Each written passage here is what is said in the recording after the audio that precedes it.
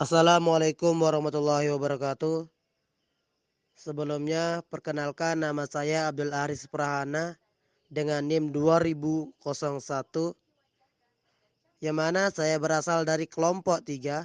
Di sini kami akan menjelaskan tentang sistem saraf dan peliput.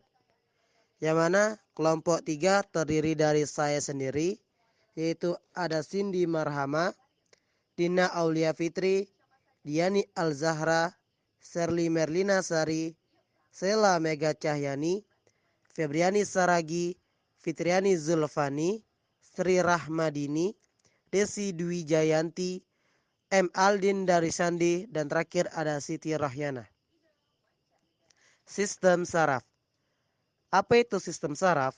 Sistem saraf adalah suatu jaringan saraf yang kompleks, sangat khusus dan saling berhubungan satu dengan yang lain. Sistem saraf mengkoordinasi dan menafsirkan dan mengontrol interaksi antara individu dan lingkungan lainnya. Dalam sistem inilah berasal dari fenomena kesadaran dan pikiran, ingatan, bahasa, sensasi, dan gerakan.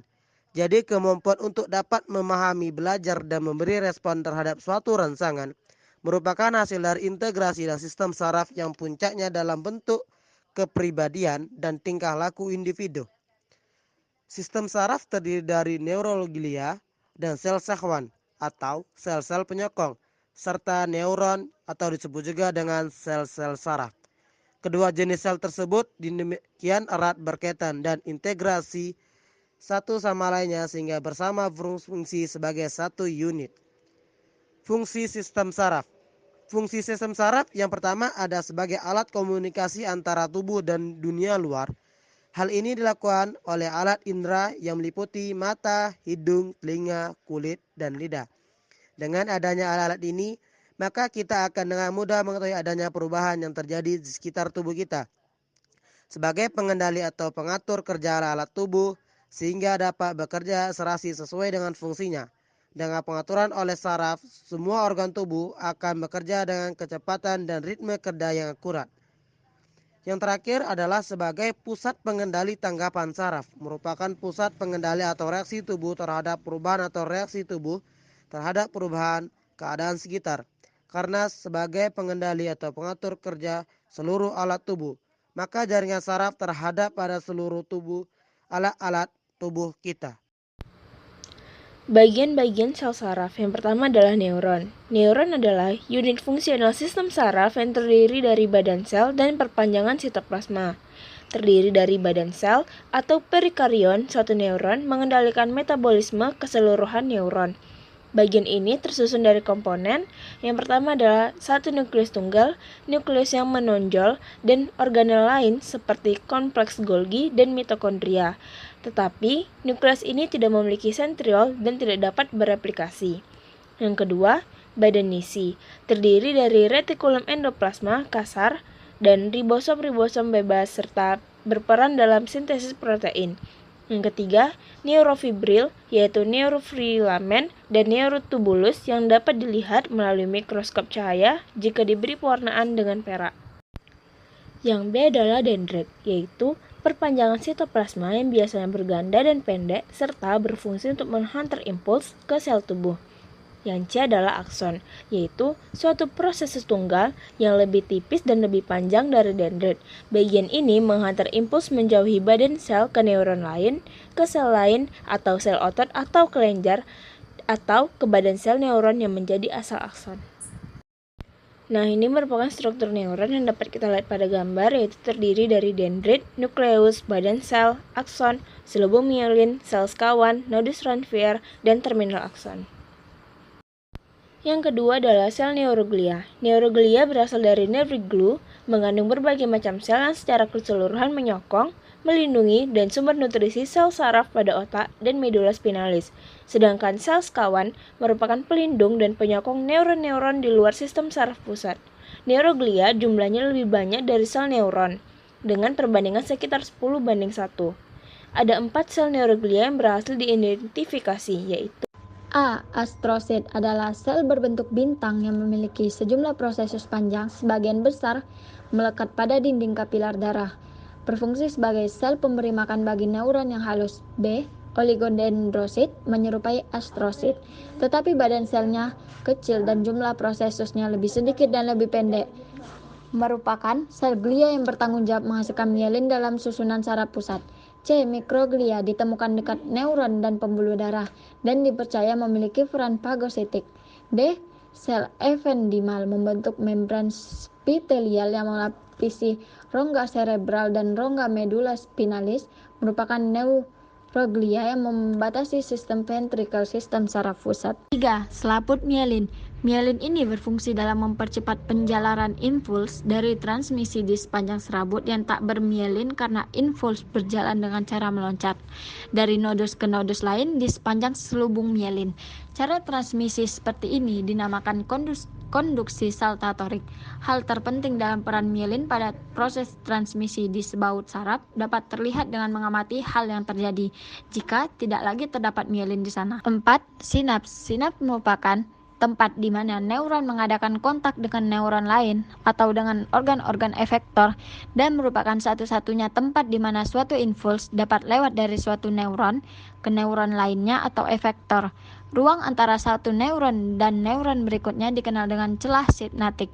Neuron yang menghantarkan impuls saraf menuju sinaps disebut neuron prasinaptik dan neuron yang membawa impuls dari sinaps disebut neuron postsinaptik. Sinaps sangat rentan terhadap perubahan kondisi fisiologis. Yang pertama, alkolisis, yaitu di atas pH normal 7,4 meningkatkan eksibilitas neuronal.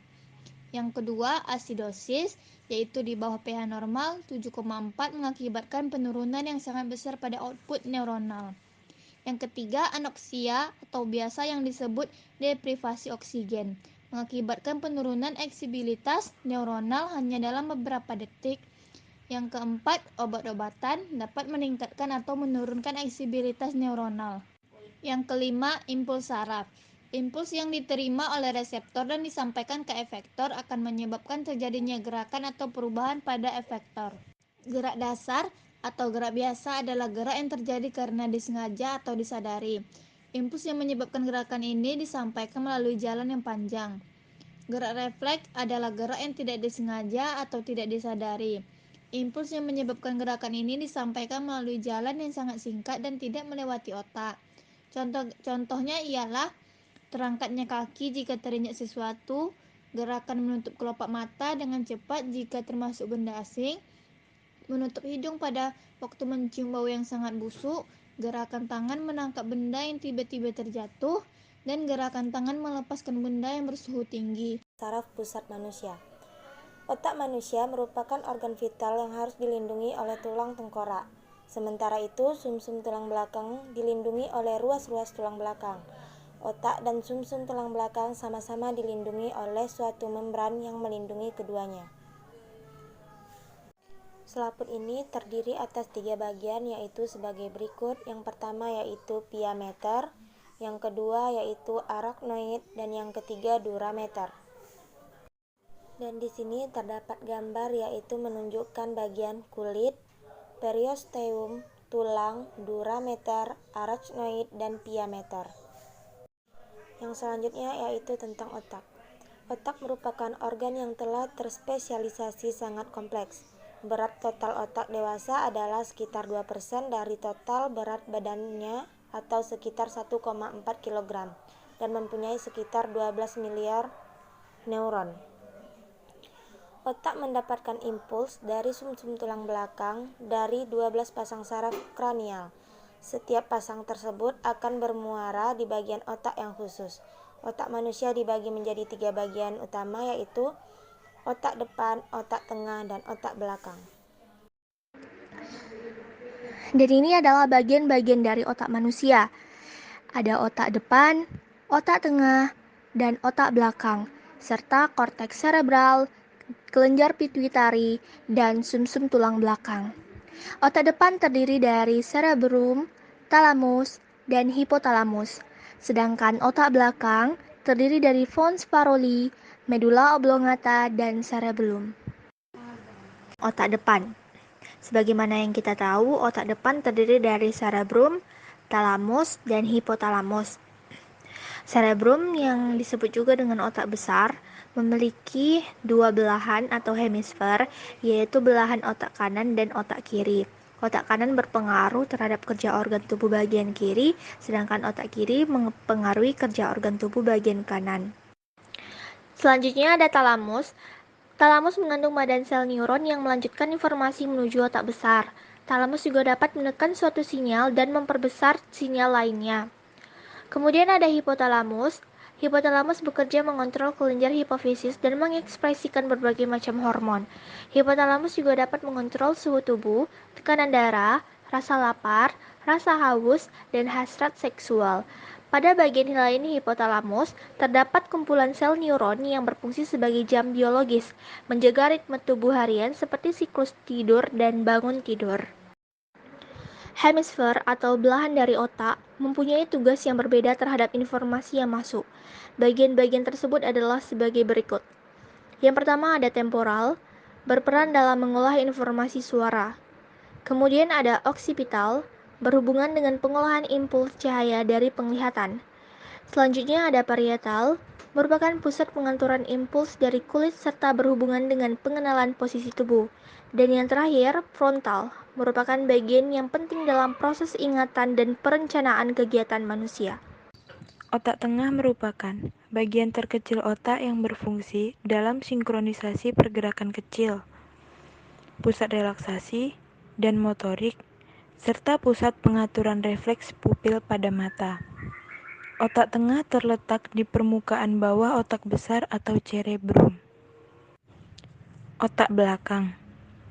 Otak belakang tersusun atas otak kecil cerebellum, medula oblongata, dan pons varoli. Otak kecil ini berperan dalam keseimbangan tubuh dan koordinasi gerakan otot. Otak kecil akan mengintegrasikan impuls saraf yang diterima dari sistem gerak sehingga berperan penting dalam menjaga keseimbangan tubuh pada saat beraktivitas.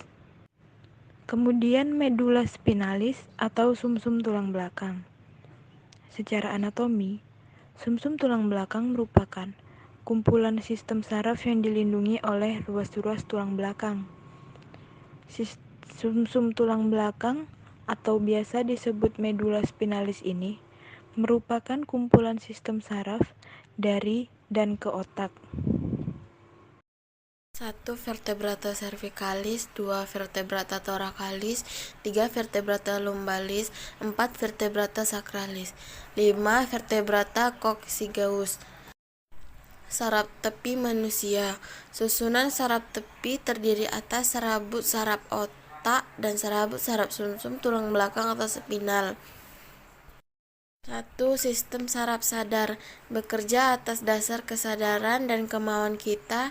Ketika Anda akan menulis berbicara, maka saraf ini lah yang akan mengkoordinirnya.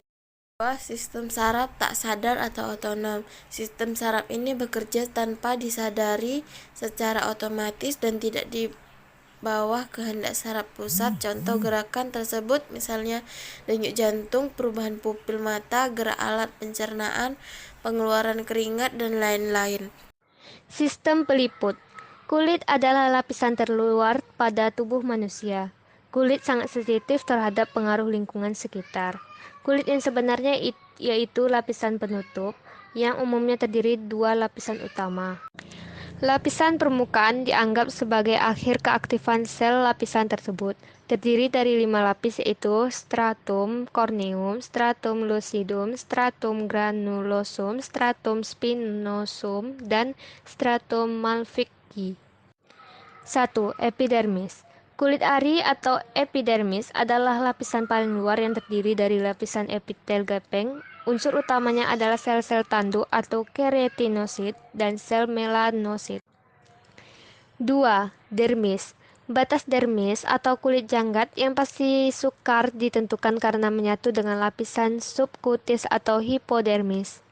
Lapisan dermis terdiri dari lapisan papila dan lapisan retikulosa. Unsur utama sel dermis adalah fibrolas dan makrofag, juga terdapat sel lemak yang berkelompok. 3. Hipodermis Lapisan bawah kulit atau fascia superficialis terdiri dari jaringan pengikat longgar. Komponennya serat longgar, elastis, dan sel lemak.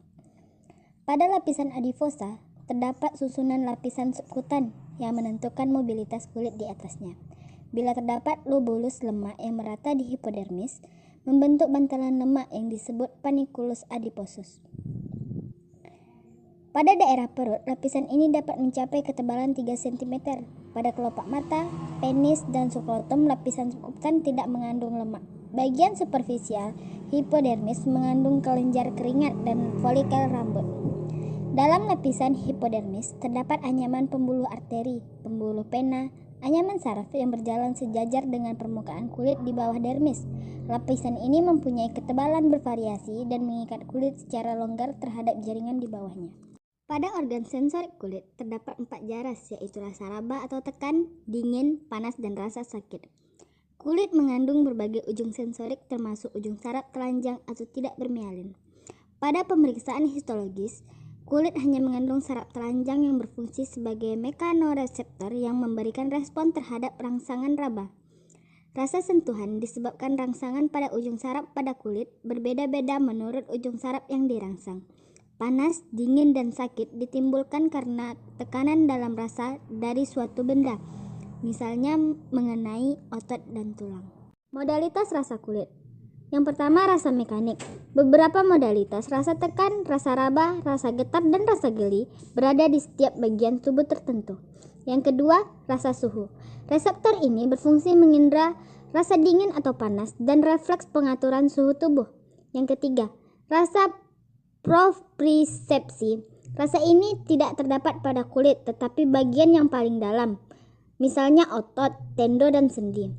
Yang keempat, rasa nyeri. Rasa ini berfungsi melindungi dan mencegah kerusakan lebih lanjut dari jaringan yang terkena. Modalitas rasa nyeri terdiri dari submodalitas nyeri somatik, yaitu nyeri permukaan dan nyeri dalam, serta nyeri visceral. Yang kelima, rasa gatal. Rangsangan semakin kuat saat rasa gatal yang timbul diganti dengan rasa nyeri. Bila rangsangannya mencapai intensitas yang tinggi, maka rasa gatal yang dialami dapat hilang. Sirkulasi pada kulit. Aliran darah dalam kulit melayani 2 fungsi utama, yakni fluxus venosus septicus yang luasnya mengandung sejumlah besar darah yang dapat memanaskan permukaan kulit. Yang kedua, anastomosis arteriovenosa merupakan hubungan vaskuler yang besar langsung di antara arteri dan fluxus venosus. Kelenjar kulit. 1. Kelenjar sabesea. Kelenjar sabesea berhubungan dengan folikel rambut yang bermuara dalam folikel rambut. Kelenjar ini tidak berhubungan dengan folikel rambut, tetapi saluran bermuara langsung ke permukaan kulit seperti yang terdapat pada glandes penis, glabium minus, dan kelenjar teraslia pada kelopak mata. 2. Kelenjar keringat. Terbagi 2 macam kelenjar keringat, yakni kelenjar keringat ekrin dan kelenjar keringat apokrin. 3. Kelenjar mamae. Glanula mamae sebagai kelenjar kulit karena berasal dari lapisan ektodermal. Pembuluh darah. Suplai darah kulit berasal dari pembuluh darah besar di dalam lapisan bawah kulit yang bercabang ke arah permukaan kulit. Sejumlah pembuluh membentuk jala pada tempat pertemuan antara dermis dan hipodermis. Syaraf kulit. Kulit dan kelengkapannya menerima rangsangan dari lingkungannya karena dilengkapi banyak saraf sensorik. Berikutnya adalah fungsi kulit. Adapun beberapa fungsi kulit diantaranya yang pertama yaitu fungsi termoregulasi. Dalam pengaturan suhu tubuh, kulit berperan mengeluarkan keringat dan kontraksi otot dengan pembuluh darah kulit. Dan yang kedua yaitu fungsi proteksi. Bantalan lemak di bawah kulit berperan sebagai pelindung terhadap gangguan fisis. Yang ketiga yaitu fungsi absorpsi.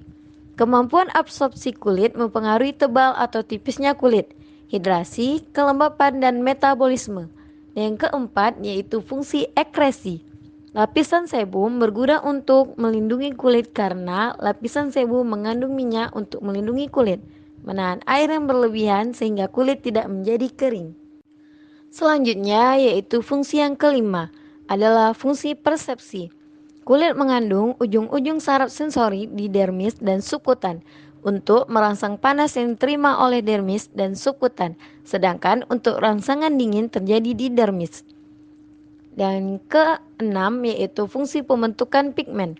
Melanosit membentuk warna kulit. Enzim melanosom dibentuk alat Golgi dengan bantuan tiroksinasi yang meningkatkan metabolisme sel, ion Cu, dan oksigen.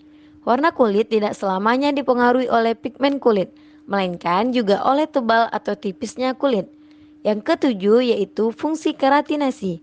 Sel basal akan berpindah ke atas dan berubah bentuk menjadi sel spinosum. Makin ke atas sel ini semakin gepeng dan bergranula menjadi sel granulosum. Selanjutnya, inti sel menghilang dan keratinosit menjadi sel tanduk yang amorf. Proses ini berlangsung terus-menerus seumur hidup. Dan yang kedelapan yaitu fungsi pembentukan vitamin D. Pembentukan vitamin D berlangsung dengan mengubah dehidroksi kolesterol dengan pertolongan sinar matahari. Berikutnya adalah pelengkap kulit. Adapun beberapa pelengkap kulit diantaranya yaitu kuku. Kuku merupakan lempeng yang membentuk pelindung pembungkus permukaan dorsal falang jari tangan dan jari kaki. Strukturnya berhubungan dengan dermis dan epidermis. Kemudian, rambut. Rambut berupa beg keratin elastis yang berkembang dari epidermis dan tersebar di sekujur tubuh, kecuali telapak kaki, telapak tangan, permukaan dorsal falang distal, sekitar lubang dubur dan urogenital. Baiklah, sekian dari kelompok kami. Kurang dan lebih mohon dimaafkan. Semoga bermanfaat bagi kita semua. Akhir kata, Assalamualaikum warahmatullahi wabarakatuh.